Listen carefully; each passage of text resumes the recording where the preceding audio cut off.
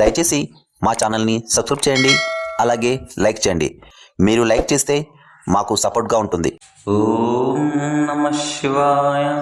తొలి ఏకాదశి. హిందూ ధర్మంలో ఏకాదశి పర్వదినం చాలా విశిష్టమైనది.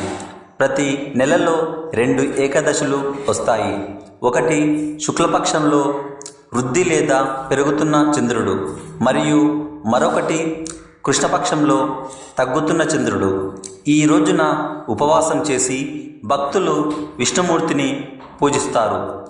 తొలి ఏకాదశి, ప్రథమ ఏకాదశి అనేది ప్రతిపక్ష ఏకాదశి, అంటే చంద్రమాసంలో మొదటి వచ్చే ఏకాదశిని సూచిస్తుంది.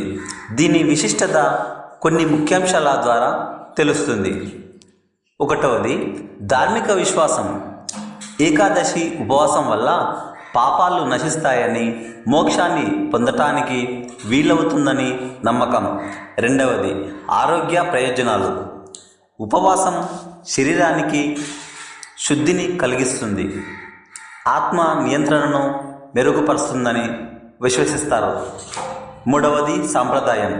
ఈ రోజున శ్రీ విష్ణువు అవతారాలు కథలు వినడం, భజనలు చేయడం మరియు దానం చేయడం మరింత శ్రేయస్కరంగా భావిస్తారు.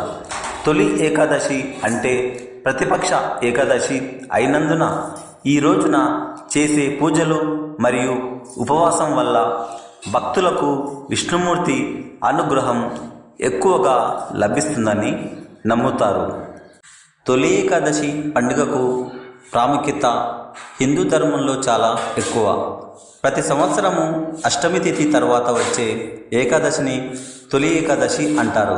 ఇది ముఖ్యంగా విష్ణుమూర్తి పూజకు సంబంధించి జరపబడుతుంది. తొలి ఏకాదశి రోజు ఉపవాసం చేస్తూ భక్తులు శ్రీ మహావిష్ణువు స్మరణలో ఉంటారు. ఉపవాసం వల్ల శరీర శుద్ధి మాత్రమే కాకుండా మానసిక శాంతి కూడా లభిస్తుందని విశ్వసిస్తారు. తొలి ఏకాదశి వివిధ ప్రాంతాలలో వివిధ పేర్లతో పిలువబడుతుంది.